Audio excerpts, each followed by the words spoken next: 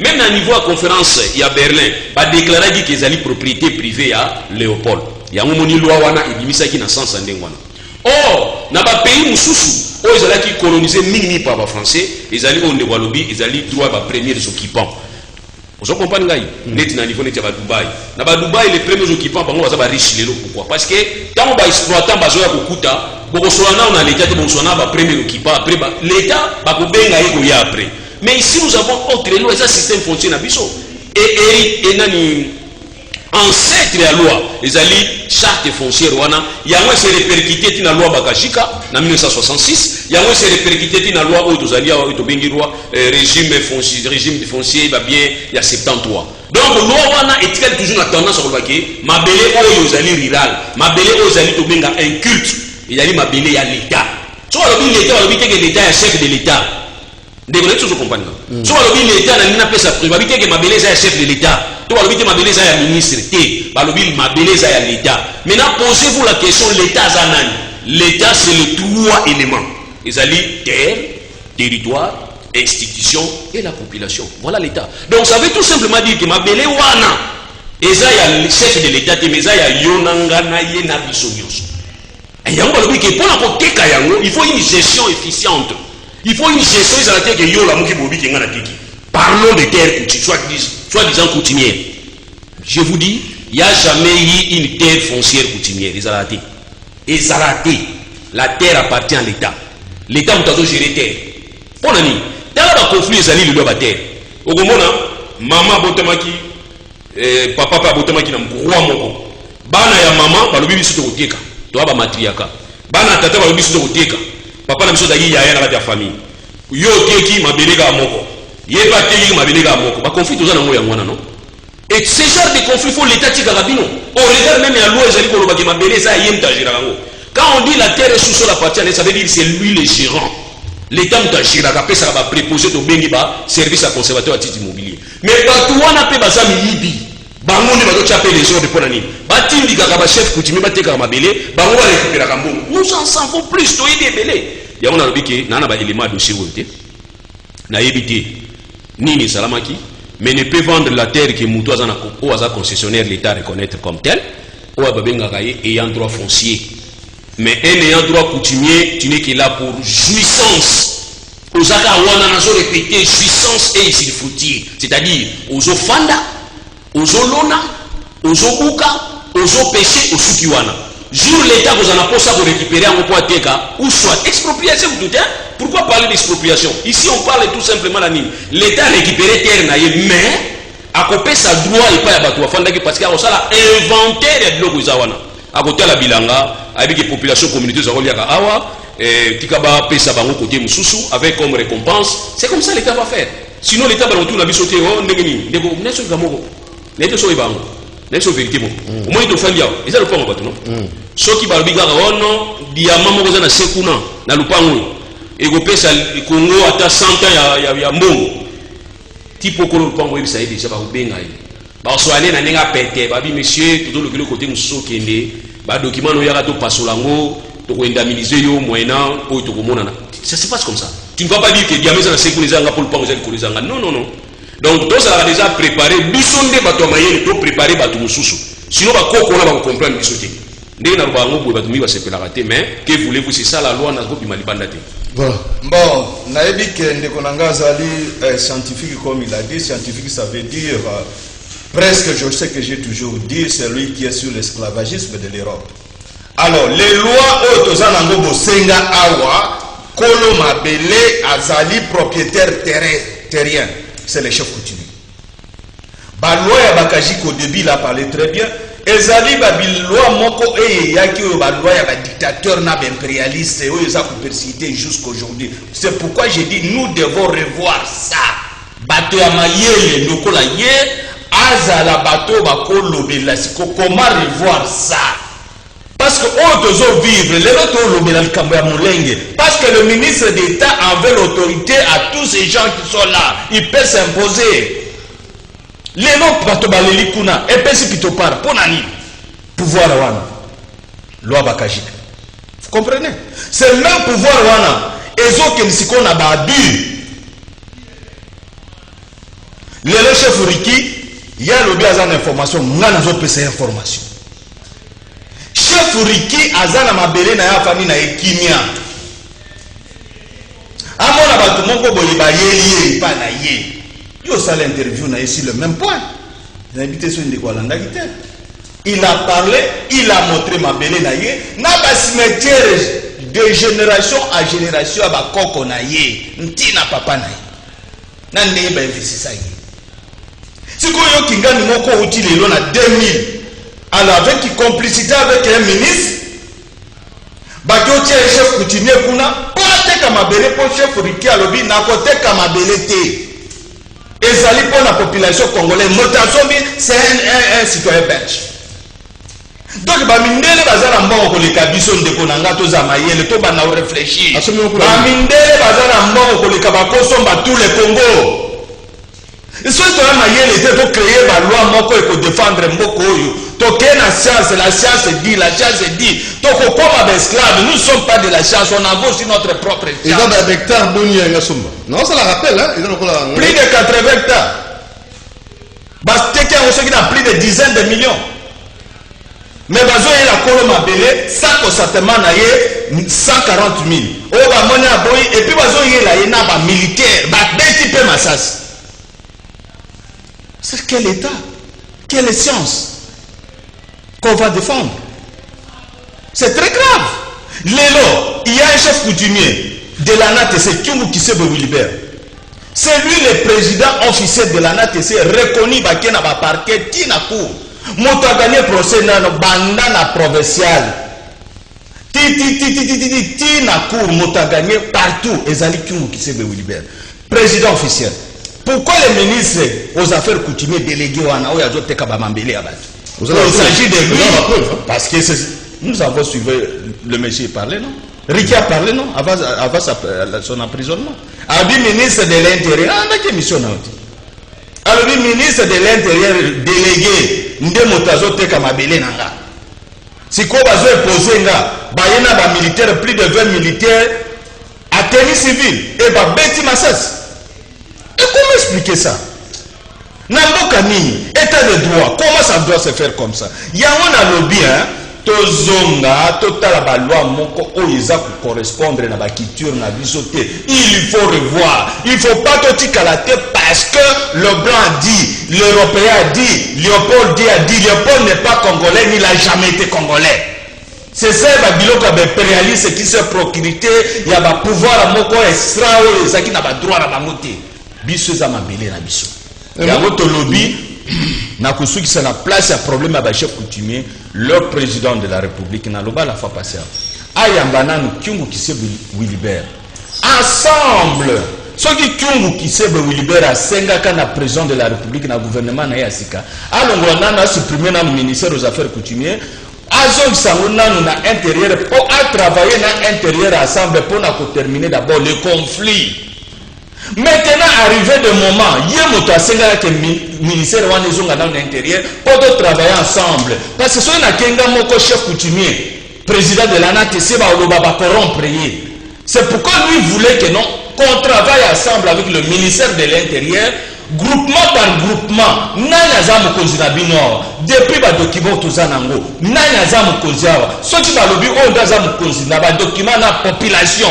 Bandimi que on a Zamukozina Biso, investir avec le ministère de l'Intérieur. Voilà Bintia Kyungu Kisebe a commis moi j'étais président. Quand il a écrit au chef de l'État avant de sa gouvernement, que pardon monsieur le président, était que président de l'ANATC, Nalingi au supprimer dans le ministère au Bisson de Tosenga qui a mis plus de conflits. Tous à l'intérieur pour aussi ça conflit coutumier. Merci. D'accord, Naïna répété. Je suis sûr que peut-être nous avons mal compris. Et souvent, Otobenga Gabato a mal compris. Souvent, il y a des éléments qui comprendre facilement et qui aident la communauté d'une manière générale. Nous avons répété. Ce qui est l'autre pour changer Mibeko, on a plateau à télévision. On a balabala ici.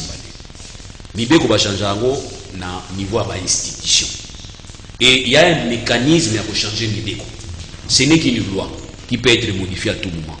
Mais il faut tout ça, la dynamisme, la modification, alors on n'a pas de mécanisme où la Constitution prévoir. Sinon, en ce moment-là, nous sommes des rebelles. Nous tous nous comprenons, tous sommes des rebelles. Mais quand nous sommes pas battus, nous sommes des mandants. Mais laisse-moi venir dans le nous sommes des mandants au pays pouvoir de Panayo qui nous orienter avec une mission. Deux mission à Bissuzani. Au moni loi au Bakajika, au moni loi au ya 73 au régime foncier tout se paie dans un point oyo. Au moni constitution le dit que ma belle l'État n'a expliqué l'État est l'État chef de l'État, l'État ministre wanati. Ministre wana a décision. Est-ce que vous voyez que le ministre n'est pas un juge naï? Il n'a pas acte ni à s'opposer. Ça aussi nous savons pas. Ministre Salio Likamo le dit la télévision, ministre oyo muyibi. Non. Ministre Salio Likamo moni document et porter préjudice pas na yo. Na patrimoine ya yo. C'est simple, le Conseil d'État est ça. On sait le Conseil d'État. On a vu à Zabouna TV avec stylo rouge. Oui, putain. Donc, stylo rouge. Qu'on est allé à basé et bazote à la paix, réputation et la justice na biso. Donc, ils vont rendre le jugement pour annuler l'acte ou un point, c'est tout. Pour la nuit, on va kaka, on va s'en koloba. Tala, un certain moment, on va souminité. Donc, poser l'acte ou continue de faire sa mission pour pouvoir la proposer. Donc, quand un ministre se comporte comme ça, na komisi tata wana boy côté comme mabele peut-être la moni ba irrégularité avant ta mabele na plus l'applaudir tout à l'heure je vous ai dit quoi dans la dossier na bi dans la dossier na éviter mais na jouer information pas de konanga ba que non il y a boya qui parce que ba ina ba militaire na mbongo ya boy na yi donc c'est que tata comprendre que irrégularité sali tata osuka wana tole kana télévision na radio azana makala bakangiye président asuka wana tena makala azana droit mutu soza makala ezate ba droit no ici ala pena ba conseil na ye ba conseil ba saisir conseil d'état ba banana ko annuler décision wana ezalaki ko koteka place wana okomona conséquence ko landa tina place ba côté na makala bilo monsieur ça simple biso to compliqué osumbi vélo ngo tiango climatiseur ngo tiango échappement vélo sobeba c'est simple wana na pesi proposition ba kizana ngo simple donc na lobby que par rapport à papa nazo appuyer mais les conflits coutumiers tozana ngo ezali conflit coutumier ezali ko ça parce que les politiciens bazo récupérer ka tendance parce que va éviter lobby élection ça faut la chef coutumier za la sima mkongo na yo voilà akochayo wana combien de place en conseil d'été za ndeko na ngai donc il a musika te ba kende ngai mona zalia na sana kati ya ba conflit coutumier na kati ya territoire na nga tout ça na niveau conseil d'état tozo zela mbano ekoya donc c'est simple alors tu go biso to mayele lokola yena nga soto leki na télévision oh il aussi pas te to lokola lwana ba o baza ba mayele te na kati ya ba communauté na biso ba ko simba pe minduki on est du bois biso na yonde photo comprendre vous akala procédure ya moyo soto nyatibo et moni simbité to kotuna bango état de droit za wapi to kotuna bango wapi état de droit ça parce que la procédure na sali bu na bona boye dans la région nga yango ba document nga oyo banda 1900 wolo koko na biso koko mtazalaki chef coutumier tala document na yango mbotuna pa mutu mususu wa document zate o ezate nini o koko na biso za olo na kabilanga o ezate ba débuter yo ba reconnaître yo bina filé soko yo sa suma kelela wa kokanga yo pour la rébellion trouble de jouissance est-ce que tata na ko yasus a yasuta kimi c'est simple pas tout le monde qui m'a memele bilia milai tous à la poser tous à la tranquille nous sommes dans un état de droit oui nous sommes dans un processus d'état de droit to pesa bango nini to komisa bango na suka mir ozo koma parce que nazali yango na biki une fois encore na féliciter tata wana chef coutumier o balobi ke aboya ina yema chef Riki yesa chef Riki félicitations na ye aboya na yema makambo mbongo po ateka mabela bakoko na ye mais siko pour ma chef Riki kozala nini mabela bakoko na kobatela ngo moto akoya kosala koteka mabela bakoko na ngai faut ayeba ke droit na mboka na biso ezali ya une procédure à suivre so on dit procédure on entend monsieur le ministre okoboma pela ngana na côté la chef Riki ngapi ngaza amengo na côté la chef Riki na côté la ye po muto azobatela mabele na ye ozo comprendre ngapa ça makala ya koza makala ça pour nini Mandela zakina makala peut-être ngamba comme président makala ça veut dire on associé na ba avocat na ye non le but que associé na avocat na ye na nenga mbanga mbanga na otele mbanga pour na ba pièce ezali so obinga mbanga to tshani na ba pièce ni yango botika mabele na ye ubiboteka ngona ninga propre ya bibi mizani parce que mikoleza ba munde ngwa moko zalaki ya ministre so ya urbanisme boy kutanga kombo amoni nga bazolonga bali koteka bandako nyonso papa nanga bandako ba ministre bele baleki batekite yuzu ngoteka ndako leta sana besoin mbongo immeuble bozoteka wana ko cha mbongo net immeuble présidentiel Oso comprendre. Bazali na mission ya Lubumbashi c'était kami. Oso comprendre. Oh ya wa pesa ina processus. Siko nani azana besoin mbo. Bateka lupango so na problème. Que moi na bino moko boye azo kufa sana malari na hôpital pour ma balubi qu'il faut $100,000. Boza na lupango $100,000. Parce que toteki yango. To expliquer ba koko koko toteki lupango yango $100,000 pour na nini? Ndeko na biso dudu azana hôpital ba 500,000. Mais l'état congolais a teki lupango. L'État a besoin de moi côté lupango ou bien c'est économie. L'État va comme locataire. Nous na comme ça là. L'État na mboka na yo na mabele na yo comme locataire. Ba souci ati nyo somona ba tia pembeni wana. Oh Chilombo azana problème sérieux. Au moins commandant sokola na douche na bango. Okuti commandant bibina Chilombo azana problème sérieux. L'homme a des situations difficiles. Commandant au procès na CT. Non. Na souci ati na kata lupango bato. Locataire. Locataire ke ba fwanza. Donc voilà. Bon, alors, tout ça, tout ce la même ah, dans le monde de la mission, ils ont été, ils ont combat, ils ont habité, ils ont mon il y a encore le basouté. Na mon il va bêter dans la bourre montir au lali, dans la lité. Donc, dans le temps la message de boire comment, quel est le problème? Dans ce landa, n'a pas qui est là quoi. Donc, nous sommes mamayandi. Sur le long alliance, nous allons partir. Nous sommes mamayandi partout. Maintenant, au bon moment, mamayandi où est prioritaire dans tout ça pour te éviter. Non, on a dit que on a un souci mondial de Wallabaki qui est dossier na photo yebango. Photo compte à tout chamakele. Parce qu'il y a des dossiers moisa partout na RDC c'est possible. Neti biso na niveau monde. Ministre la uti kuna na monde, ministre des affaires foncières la uti na monde. Affaire signer na Congo central Mobimba na ba manière générale. Affaire signer ba acte d'engagement pas ba conservateur na ba cadastre. Ko bisa bango ke to teka mabela ba tuté. To kolanda ba décision ya justice, to kolanda loi. Siko na tuni ministre, osinise bango lelo bongo ba dégâts collatéraux basali. Ba dégâts ou ba tout ça avant sinise bango document. Parce que tant que sinise ba document, c'est qu'on suppose que bango ba éviter. Mais comment vous devez mettre les gens en basant en expertise ou en dit? Bonjour comptable routier conservateur artiste mobilier. Or nous avons université mo de yamba parce que ça en 9 na 8e et 10e rue. Il y a cadastre. Bonjour votre oiseau kuna parce que oiseau na formation. Oui. Mais si vous ba droit na kuna siko ba osala ni. Siko mo na droit na kuna ba oteka ba carte na coin. Ba carte de crédit na coin. Donc l'université ko tanga ceux qui n'ont pas cadastre, soko bimi au diplôme. Il y a cadastre au lieu que nous sala na place au ba cadastre ba sala ba pesa yote. Mais ils vont prendre les frères, Aza comptable, Azagi Mouyidi quelque part, Azagi frigoriste, bon d'abord pas frigoriste, ma bêtise, Azagi frigoriste, bah comme c'est conservateur artiste mobilier. Alors ça va bêtise. Or le premier protecteur il a mabélé à sous-sol, na sol à l'État. Dans le cadre de la gestion, alphabétisation, va pouvoir coutumier, la chef coutumier. Le chef coutumier a on a qui, n'engage de Gualobi pour Nariki, à Boïbateka. Ça c'est encourageant. Dans son nom il faut na pesaïa na yambaye. Mais côté monsieur Baoteka, chef coutumier a teki, mutatini conservateur, nana dossier là. Et il y a une monde. Bateki côté Mamputu Bateki. Et Beli Makele. Ma belle kokende. Si on a tous les chefs coutumiers, bon c'est combien? On va payer ça à 500. $500 Si go $500 va payer, il moi ni pour ma belle wana. $80,000 de Maki. Chef coutumier c'est on parle de 20 millions. Il y a un lobby, ceux qui vont dire qu'il y a des procédures. Comme ça, ils sont stoyés, ils ont des procédures normales, ils ont des souka. Mais eux, ils ont menacé Riki à l'Ouawana parce que ils ont aussi mon sous-star. Mboko Zaga, il y a un hôtel, mais on a tina souka. Il y a un second de Goa, ils ont yiba. Mais ma bête, c'est pas biso zani, bengo lobby. Gestion coutumière. Na niveau RDC, ça pose problème parce qu'il y a trop, alors trop. Ils accordent. Biso lingaki secteur à coutumier, on a coutumier, on a pas comme ça on dirait corps. Ne peut entrer là-bas qu'il y a une qualité. Si on a acte de reconnaissance, on se déclarer même pas chef coutumier. Mais on a beaucoup d'ambition. Papa, Botaki, na moi, c'est mon recommandé. Puis c'est le chef coutumier qui est là. Mais dans le cas de on a une descendance, il y a lignée. C'est qui organisé. Hier, c'était organisé. Mais il y a comme des autres. Nous sommes côté Karaboka, on va appuyer pas politicien. Ils ont l'année. Si on est politicien, on va appuyer chef coutumier, on va l'année bien. À la fossé. Voilà.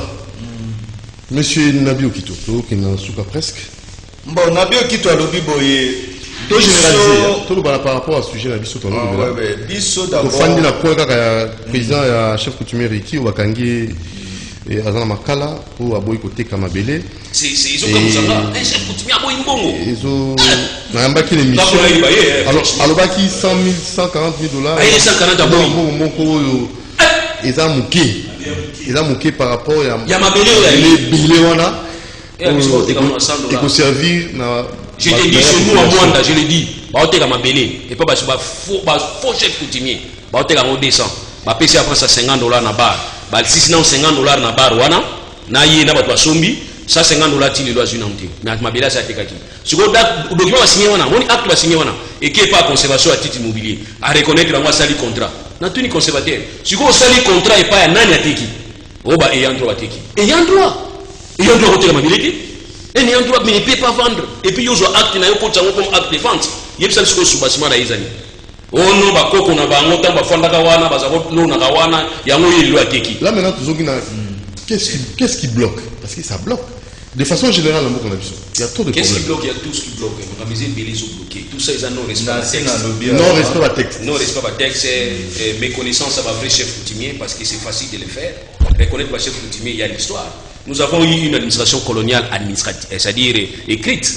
Babel, bien qu'il n'y ait pas de oui, c'est vraiment à ligne impérialiste. Mais nous avons une histoire au Batiké Labiso. Même pas découpage, ça ne peut pas poser problème aujourd'hui. Et tant qu'il y a libre administration, où Salamaki déjà, sur autant exposer les motifs à l'obini, il y a des problèmes qui se posent encore pour la décentralisation. Mais là, il faut qu'il étape par étape. Nous avons un problème d'abord, il y a subdivision, il y a l'administration. Nous avons un problème, il y a le limitage, il y a la province. Et quand il y a limiter la province, il y a poser problème. Quand il y a la province, il y a problème. Donc, on a le territoire, moi, comme je toujours dans ma bélé. Quand on a oh non, ça peut aussi poser problème. Il y a un photo qui est malembe. Très bien. Oui, on a dit pendant ce qui. La seule solution, où ils allaient chef de l'État, il faut ça la minute, ils allaient que le président de la République, Ayambanano, le président officiel de l'ANATC, Yemutazana vision, c'est un visionnaire ancestral. A criminalité, monsieur le président, ce qui est dans la que non, Kyungwaza Mabé chef coutumier, à cause de Yope Alingakayote. Nga fou du roi, nazo yibsa na omona jamais na bureau na kosenga o demande d'emploi omona jamais, je suis le fou du roi. Je te dis la vérité. Président de la République, yamba kyungu kisebi, so mutayibso kyunga faux, yende faux alinyote. Parce que bango ba mi préparer na bato na bango vers les élections de kunanga maïla auto do bawa bazo sala yo freiner kyungu po kyungu ba bi kyungu bana régime passé ba freiner il plus de 18 ans à ça la vision a été alors ce kyungu a comme côté à Tshisekedi a comme populaire na ba chef coutumier c'est ça la vérité. Oh chef Rikaza proche ya kyungu c'est pourquoi ba okanga donc c'est bien politisé. Voilà.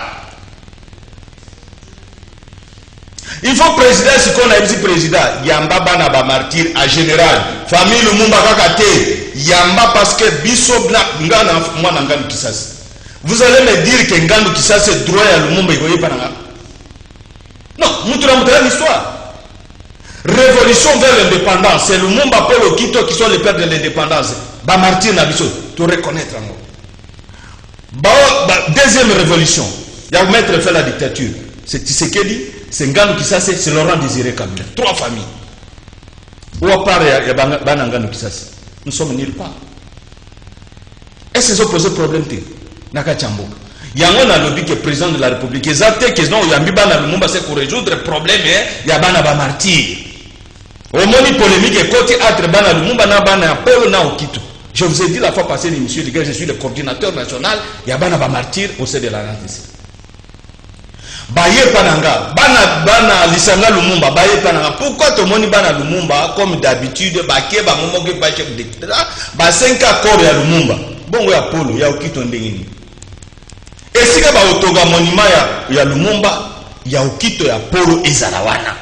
Et si il y a Batugi Monima ya Laurent Désiré Kabila, il y a Ngandu Kisasi na Masas Nendaka et Zarawana. C'est ça notre histoire. De deux têtes d'affiche, ça l'histoire dans Boka Nabiche, ça le temps de l'indépendance, la révolution pour mettre fin à la dictature. Il faut tout reconnaître, Bilokwana. Et puis tout ça la réparation na mboka. Neni to ça la réparation. Réparation to ça na mboka ezali chef de la prière de la nation, tout ça. Déjà biloko ebele to lobela po moni ba pomba o ya ba église ba za isusu na basonité. To kenda vers bango to yebisa biso bango vision o ya repentance neni to ça ba secret to bomba. Siko bango ba défenser biso ba kepa chef de l'état ba 850 000 et pas Joseph Kabila. Ba ki o ça repentance na stade na ba Denis Les. Une semaine, vendredi, une autre vendredi, compagnie aviation accident à Kisangani, boto ça la repentance, allez, compagnie peut faire à bord, à partir de là, et ça réponse en zan. Qui c'est qui milite? Bisoto ya lobby, purification de la terre congolaise, na qui nous disait, va récupérer. Bah, que ça qui c'est qui milite na stade. Aujourd'hui, on a de 7h jusqu'à 3h du matin. On a une malédiction. Réponse en zan. Na remisa la église catholique pour qu'il na comment pe na presse écrite et qu'il na bilo wanati.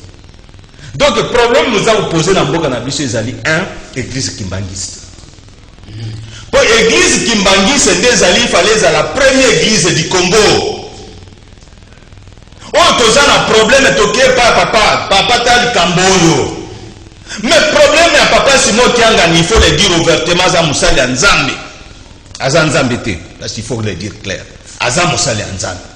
Soki tokokenda na biloko wana aza Nzambe yango mboka ezokufa mpo bozo distraire ye mpo asala mosala. Nzambe anunaka te, Nzambe akufaka te, Nzambe asambelaka te, Nzambe ndenge nini azonuna dere dayata makambo mosusu totika tolobela yango te. Mais pour vous dire que c'est l'église catholique il y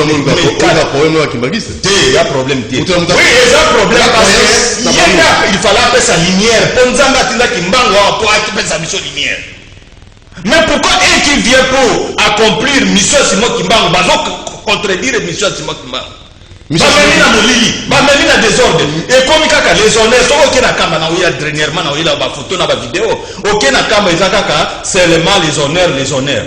Tokata tozonga likamba milembo. Likamba milembo solo bibo edo silisanga azo sukisana ngao. Problème ya milembo. Nazani image oya tetembe nazani image nyos. Père qui une image par image, comment ils sont entrés et bazo kota bazo installé ba lobby terre promise par l'ONU Croix-Rouge oyo kota ki bango abi oyo ezali premier coquette taba installé bango. Vous comprenez, vous regardez l'image, vous allez comprendre. Donc le problème est que les Congolais sont sensibles à cette communauté rwandophone. Il n'y a pas de Nyamurenge, il n'y a pas de tous Congolais. Tout ce qu'on parle de Tutsi vient du Rwanda et du Burundi.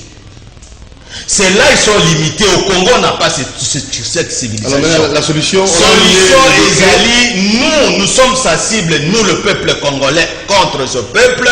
Parce que depuis qu'il s'est déclaré régime Tutsi et na Rwanda, quand Abiyarimana était là, tout ça qui n'a problème.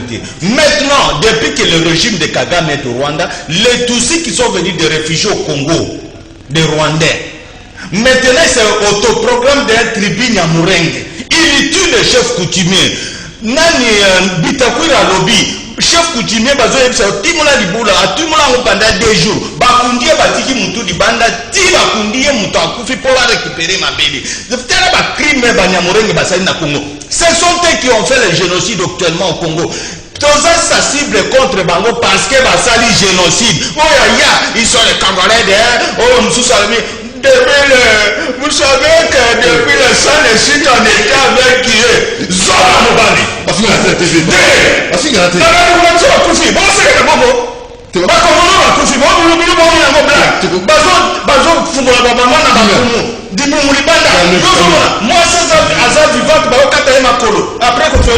Vous trouvez ça normal? On va confiner. Bon, confiner au Congolais chaque jour dans l'Est. Non, regarde ça, c'est lui. Qui les a tués? Après les meetings, ce sont les Nyamurenge qui l'ont tué. S'il vous plaît, calmez-vous. Non. Calmez-vous. Merci. Calmez-vous. Papa, pour conclure. En une seconde. Bon, pour conclure, les accords qui ceux qui battent à poser à ma belé, ceux qui battent à ma belé. Ceux qui battent à ma belé, à réclamer ma belé par voilà. Mais ce qu'on peut sanga a c'était très très grave. Na ko pesa exemple na biso. Nga naza muoyo. Ba oyo bazana kabinda, ba oyo bazana vous êtes minoritaire. Toza minoritaire mais tozali congolais to se retrouver. Lelo soko yoki bakanginga muoyo. Ba oyo kabinda babeta kara, babiki makamuna bango. ngape ma indépendance akabinda peta ngoka itala ngati ibande kona biso banzoto eza awa mais mité mes libanda promis to faut saraba makasi ndia ngwana. On ne peut pas avoir deux patries dans RDC. Moi j'en ai qu'une. Mais tant que nous en a deux patries, trois patries, c'est pas bien. Et aussi conseil pas à Kagame directement sur Akoyoka Linkala na habité. Oui, ça y est. Ce qui moutumoka fait na Congo et qui s'est déclaré être congolais et que justice à Congo. Et ça lui peut-être s'intéresser na yé. Atinda la force rwandaise était ba non, nos frères sont inquiétés là-bas. C'est ça le vrai problème. Les cœurs au Rwanda, les causes au Congo. Le corps. Les cœurs au Rwanda, des Tutsis. Tous les Rwandais, leurs cœurs sont disant les Nyamurenge, leurs cœurs sont au Rwanda, mais cause c'est le Congo. Cause na bango c'est le Congo. Cause na bango, c'est le Congo. Donc ndeko na ngai to lobi boy na lobi on a malembe na kiti. Lobi to loba malembe. To lobi malembe. To lobi il n'y a pas un tous congolais. To répéter, il n'y a pas un Nyamurenge au Congo. Et là to boye ezali depuis que communauté waneza na mboka na biso esali génocide na Congo. Merci. Miss Ambassador of America, Miss Mike Hammer, can you accept for your country the people from Mexico, Bangladesh kill the America's people, more than 30 millions of people, and then they can ask to be owner of the land by the force? Anyway the world, this is not anyway they can give collection nationality for the people. Please support our president, support the Congolese people. It's nothing in Rwanda what you can profit. Everything is in here in Congo. We support you. You like the Congolese, but be in a good way. We forgive you for everything. Mistake what? Fault what? But we forgive you. Bande Konanga ya Kivu, merci kuna na Kivu na Bukavu, mumusupport president de la République iko na akili nzuri atatusaidia. Mimi mtoto wa general ngali kisasi tutakia naye kule. Muwe pamoja, musifanye fujo, metosengi na nation nzi aya kozwa ba Rwandais oya yana bango na Congo. Na ba génocidaire Rwandais na Congo c'est pour ça problème est na Congo. On y a kozwa bato na yo. Merci. Allez. À la prochaine. Lobby dans 10h30, vous comprenez, il y a un belé. Une mention makasi. Merci à Moron Djambé, merci à Karine Bébé la charmante, merci à Alain Kabongo, merci à Benoît Zinga. Moi, José Andezona, na Makunda. Christian Banjolo, merci beaucoup. La suite sur YouTube, Doudou Montier TV. Ciao.